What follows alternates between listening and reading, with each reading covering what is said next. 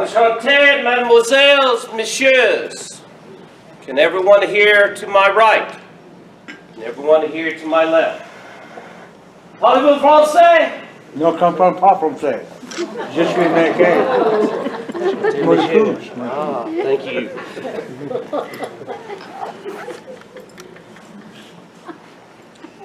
This will be my last report of the Army of Tennessee. It is late April 1865. General Johnston has decided to surrender us to General Sherman just outside of Bentonville, North Carolina. As I sit back and I think about the past 4 years, the sacrifices I've made for our country, I think about my life, and I think about the years of service. I was born on a sugarcane plantation just outside of New Orleans. My mother and father were born of noble birth, and they had aspirations for my life. It was laid out and planned that I was to carry out the family business, that I was to marry into the Creole aristocracy. But I had other ideas. I decided I wanted to become a soldier. Around the age of 14, my parents sent me to a French boarding school in New York City. After 2 years, I had mastered the English language, that I could actually speak English without a French accent. It was about that time that my father, who realized that he could not convince me not to become a soldier, decided that if I was going to become one, I needed to be the best one there was, and secured an appointment for me to West Point Military Academy. While I was there, I earned several nicknames. They like to call me the Little Creole, the Little Napoleon. The ladies call me Little Felix, but we won't get into that story. I graduated near the top of my class. I excelled in artillery and engineering. After West Point, I married my first wife, Miss Laurie, who is with me tonight. Miss Laurie would bear me 3 children. Our third child, Laura, named after her mother. Unfortunately, Miss Laurie would die in that childbirth. After 10 years of mourning, I would marry a second time. And if it was not for Miss Carondelet to pull me out of that 10 years of mourning, I would probably still be mourning my first wife. But that's another story. Not long after my first wife and I married, the United States government had declared war on Mexico, the Aztec War. Some of you may call it the Mexican War. In Mexico, I served under the Corps of Engineers with Captain Robert E. Lee. I was a young lieutenant. It was I that found the route through the lava fields so that General Scott could lead his army into Mexico City. I also had the honor of leading the first company of U.S. infantry into Mexico City. I carried the colors myself as we stormed the gates. I was shot in the shoulder, shot in the leg, shot in my left arm, but I continued carrying the colors and leading the men through. As a result of the Aztec War, I was breveted twice to major. After the war, General Scott promised me that I could have any appointment I wanted. I decided that I wanted to stay close to home, my home state of Louisiana, and I was placed in charge of overseeing the refurbishing the forts along the Gulf Coast, restoring them to combat status. But it was not long as I was overseeing these forts, these coastal forts, that one of the greatest honors of my U.S. military career, I received an appointment to become the superintendent at West Point Military Academy. I have the honor of still holding the record of being West Point Military Academy's superintendent for 3 days. I did not even have the opportunity to unload my luggage because I had received news that my home state was questioning whether they should stay with the Union. The winds of change were taking place. And when Louisiana seceded from the Union, I resigned my commission and went back home. Once I got back to Louisiana, I offered my services to the governor to try to secure the position of adjutant general over the Louisiana military. And that's when I received word that a certain character by the name of General Bragg was placed in command. I was offered a colonelship over the artillery of Louisiana, but I just could not see serving up under Bragg, who was in my graduation class, graduating near the bottom of my class, and I was graduating at the top. So, I offered my sword to the newly formed provisional government of the Confederacy, and I had the honor of serving as the first Brigadier General of the Provisional Army of the Confederacy. Jefferson Davis assigned me to resolve the issue, first politically and hopefully politically, but if so, militarily, in Charleston, South Carolina. The Federals had moved from Fort Moultrie to the garrison in the center of the harbor known as Fort Sumter. I sent word to the fort commander to surrender the fort, that they would be allowed to strike their colors with honor.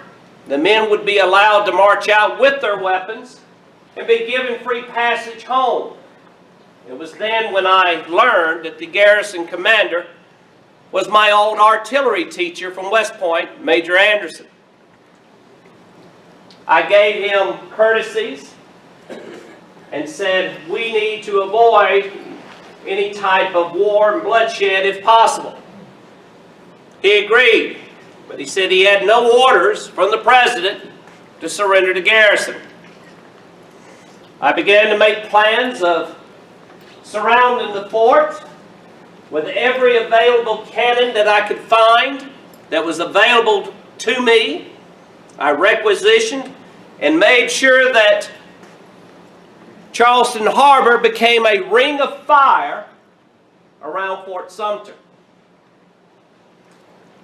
At 4:30 on April the 12th, 1861, after receiving word that a federal flotilla was attempting to cross the bar to harbor, I gave word to open fire. For the next 2 days, Fort Sumter became hell on earth. It was a miracle Then I received word from Major Anderson that he was prepared to surrender the fort, that there were no casualties. True to my word, I gave Major Anderson the courtesy to lower his colors, fire a 21-gun salute. His men would be allowed to march out with their weapons and be given free passage, safe passage back north. Somewhere during the middle of that 21-gun salute, one of the guns exploded, killing one of the artillerymen. In what seemed to be a bloodless war starting off, blood has been spilt, and it seemed to be a foreboding warning to what was to happen next. After the fall of Fort Sumter, President Davis called for me to come to Richmond, the new capital. I boarded a train and from Charleston, South Carolina to Richmond. All along the way, ladies threw flowers as we stopped, wanted me to give speeches. Men hurriedly signed up for what they knew would come. I asked them to join. Newspapers wrote columns about me. One of the articles that struck me with awe was that when I arrived in Richmond, somebody gave me a newspaper, and the headline said, "Only God and General Beauregard can save the South now." I found I liked the attention I was receiving. Who wouldn't? General Johnston was in Northern Virginia. President Davis honored me. He said, "General Beauregard, I want you to command the Manassas line. Secure it." As soon as I received my appointment, I went into Northern Virginia, surveyed the situation, and found out that an old classmate of mine by the name of Aaron McDowell was raising about 35,000 men to head straight for me. I formulated a battle plan. Interesting thing, McDowell had the same plan. I was to attack his right, he was going to attack me, and it would look like a dog chasing his tail. Somewhere during the middle of that battle at Manassas, the Confederate lines began to falter. I rode out amongst the men, waving my hat, trying to rally the troops. But it was there that one of my lieutenants, by the name of Thomas Jackson, broke the Federal line, sent the men running back, and for the first time the rebel yell was heard. Jackson told his men as they were charging down the hill to scream like furies. The Yankees broke. They began to fall back. And all of a sudden, it turned into a grand retreat. The battle was won.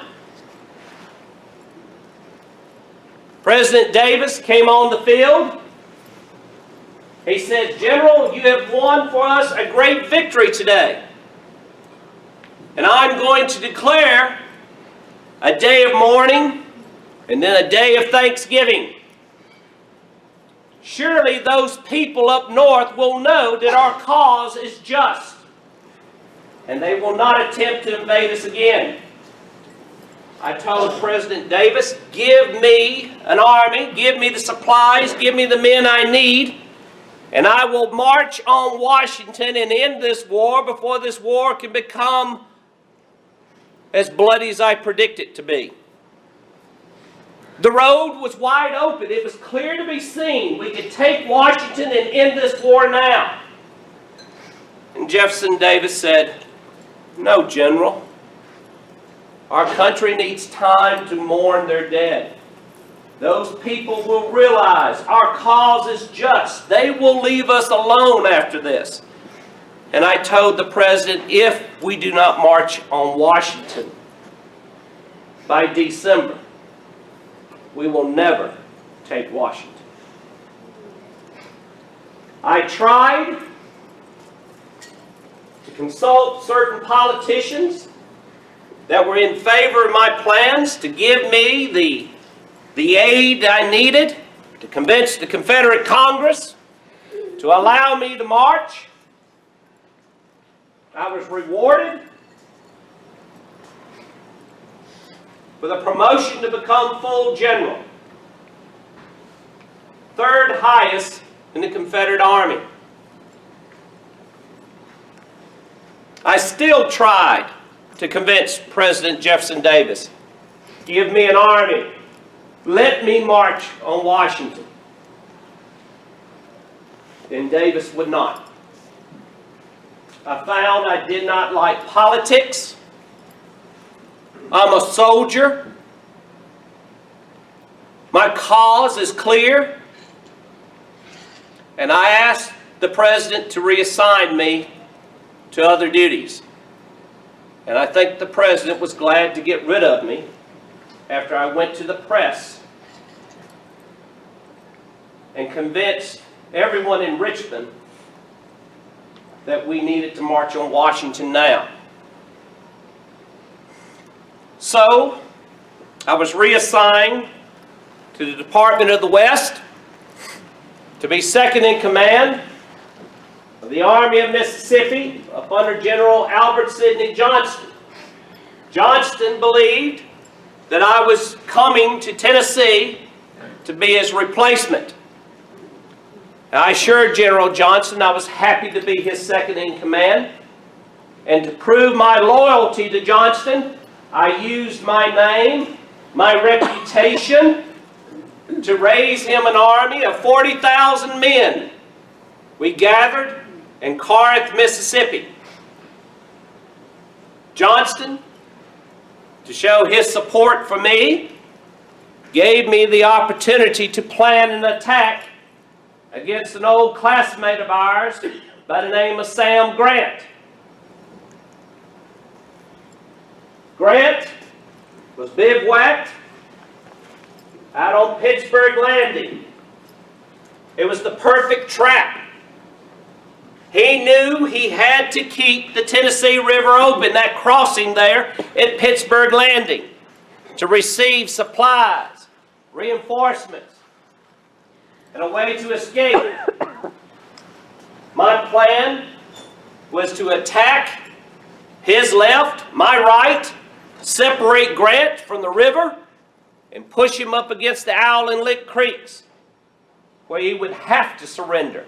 There would be no way his army could retreat. Johnston approved the plan.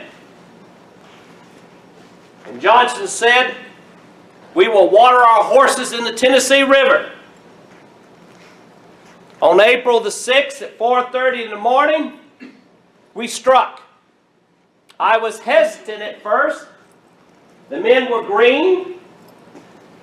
The element of surprise had been lost. But the plan was going forward. Problem. My side of the field was meeting success. Johnston's side of the field had been bogged down. Johnston had become preoccupied with the center of the Union line. Some 5,000 men was held up at a sunken road. And Johnston was leading the men himself into the field. By that afternoon, I received word that Johnston had been wounded. An hour later, I found out Johnston was dead. I did what any second-in-command could do. I tried to gather information, what was going on up front. Found out that sunken road had stalled the attack. And I gathered 62 guns, a grand battery, to fire upon that sunken road. And within 30 minutes, it was all over. They surrendered. Press on, I said, move forward. At that 30 minutes time, it had given Grant the opportunity to form a new defensive line. The sun was going down. The men were tired. They had fought hard. The plan was almost a success on the first day. And I called a halt. Regiments were separated from their brigades. Companies found that they were being commanded by unknown persons. Divisions were intertwined. We needed time to reorganize our front and then push on to victory the next day. Colonel Forrest reported to me that the right was still open to the river. Just before dusk on the first day, I sent General Chalmers with the Mississippians to the right. His men were slaughtered, intertwined in the woods and the ravines. The ground was unfamiliar.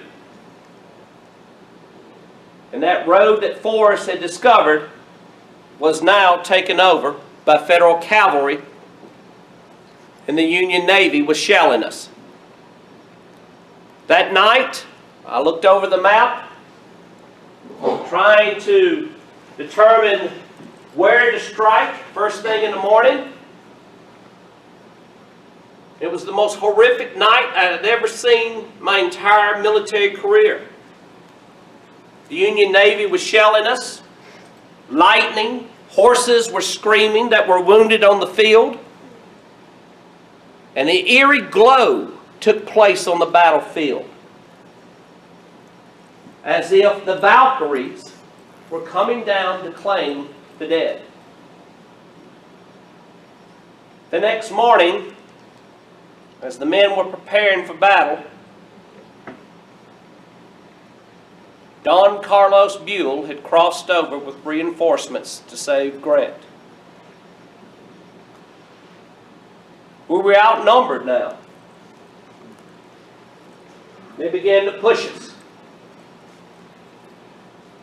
But you'd been proud of those boys, my boys, because they didn't run. The Yankees had to fight for every inch that they took back. And finally, by the end of the second day, I called for a retreat back to Corinth. It was an orderly retreat. Even after 2 days of fight, you would have been proud of those boys. The wagons carrying the wounded back to Corinth. Some of the men were cheering, let us reform and go back. But we fell back to Corinth, and it was my belief that Grant would throw his army upon the defenses of Corinth.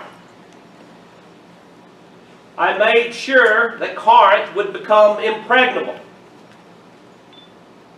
But Corinth became a death trap. From April to June, more of my men died from diseases, malaria, typhoid, cholera, because of the poor, unsanitary, unhealthy conditions inside of Corinth. I said, if the Yankees want it, let them have Corinth. It's a death trap. We'll fall back to Tupelo, where the ground is better, the water's cleaner, and I can organize the army better in the open field.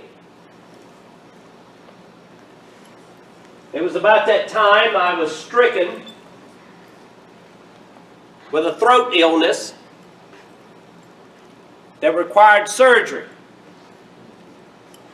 And I left my post for health reasons. And Jefferson Davis scolded me and said I left my post without permission, and decided it was time I needed to be replaced. I left Tupelo in disgust.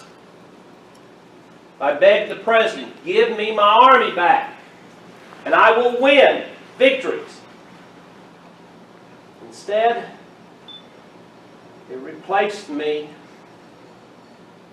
with General John C. Pemberton. And I would replace Pemberton back in Charleston, South Carolina. From 1862 to 64, I felt like I was in exile. Me, the hero of Fort Sumter, the hero of Manassas, third highest general in the Confederate Army at that time.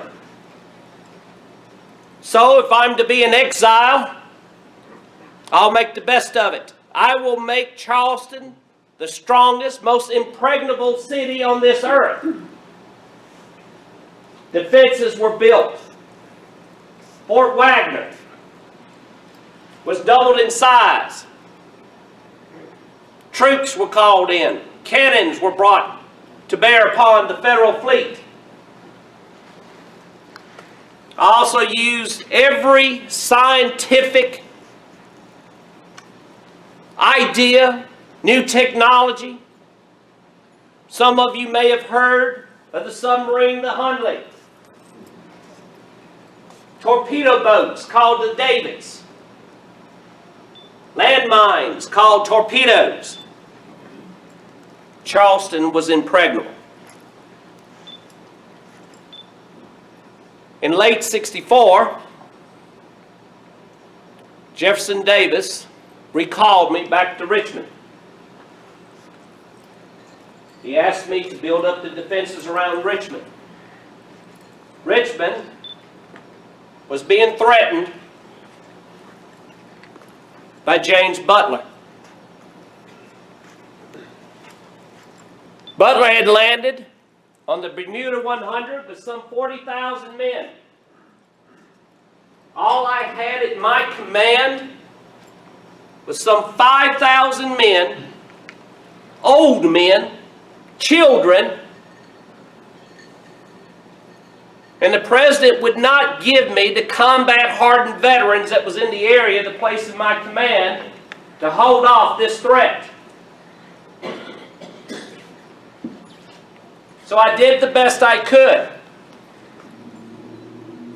I bottled up Butler on the Bermuda 100 and made him believe that he was facing an army of some 50,000 men, and all I had was 5,000 old men and children holding him there on that peninsula, if he only knew what he was facing. I held that position just long enough so that Robert E. Lee and his army could get behind these defenses I had developed to hold Richmond and Petersburg. Grant, I knew what he was going to do. He was going to lay siege to us. I tried to convince General Lee, we must get out from behind these defenses. You have proven it yourself. Grant can be beaten in the open field. If we stay here, this will be a death trap. Lee agreed, but the Commander-in-Chief says you will hold the line and defend the capital. I requested a transfer. The President and Lee agreed that I would be the best replacement of the Army of Tennessee in Georgia, where Johnston was meeting bad luck against Sherman. That was not to come to pass. Those were my boys. Now the Army of Tennessee. And they were given to Hood. I was to become the department commander. I could, if I wanted to, command Hood, but I was not an Army commander. I tried to convince Hood, pull out of Atlanta, let Sherman have it. I will raise an army to the south in Georgia, his army to the north. We could attack Sherman from both sides, trap him. Hood decided that he wanted to go to Tennessee and retake Nashville. Just outside of Tennessee, those boys of mine that I knew, that I raised back in '62, were being led by Hood just outside of a little town known as Franklin. Reports were coming in. Not once, not twice, but 7 times those boys went into the melee, charging against the federal lines without artillery support. We lost 7 of our best generals that day. And yet Hood went on to Nashville, unsuccessful. If he had only just listened, we could have trapped Sherman in Atlanta, cut him off, no supplies. He would have had to surrender.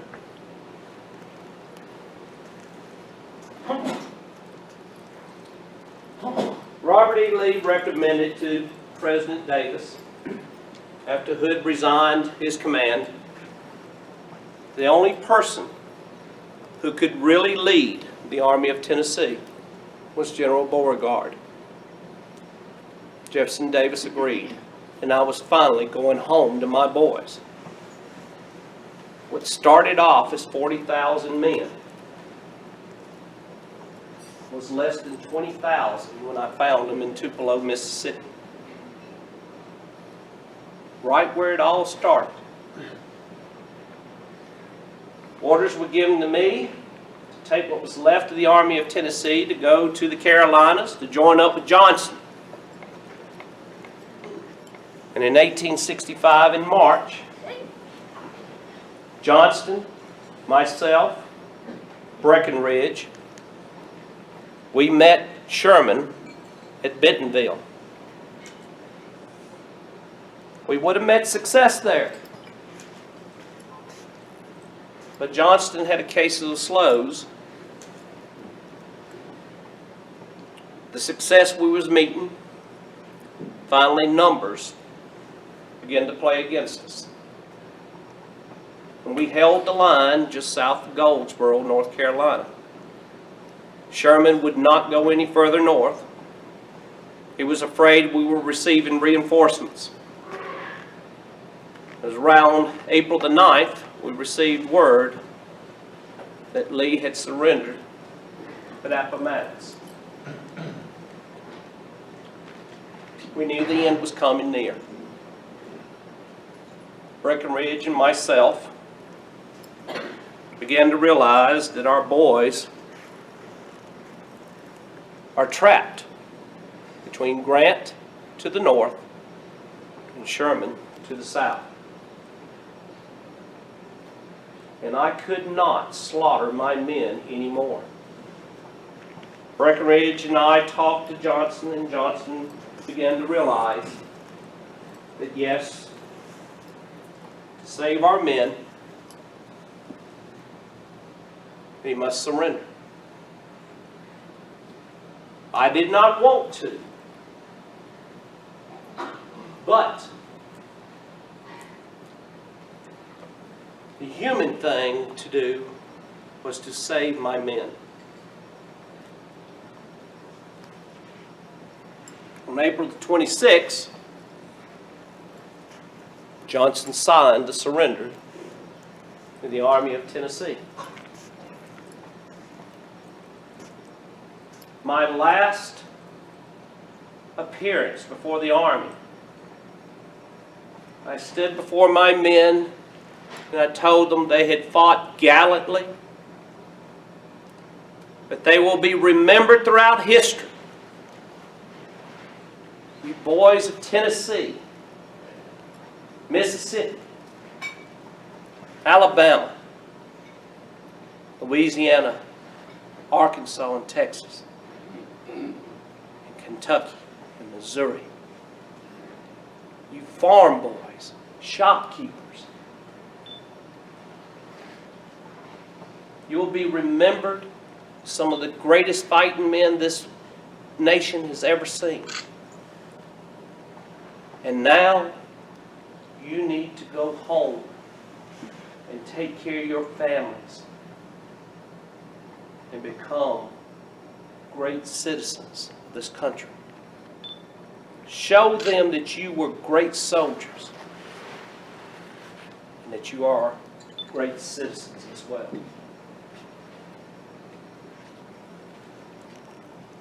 It was the last time I saw my men. And now, I'm traveling by train to get back home to Louisiana, where I have not seen my family in 4 years. I hear tell that my second wife has died from the plague in New Orleans, and my children are dispersed, staying with relatives. The train has gotten me here this far through the Cumberland Gap. I'm not used to this rich food that you've given me today. I thank you for that. To you who have supported the cause, who have supported my gallant boys, thank you. And now I must say adieu. To you men of the Army of Tennessee, I salute you one last time. Thank you. Au revoir.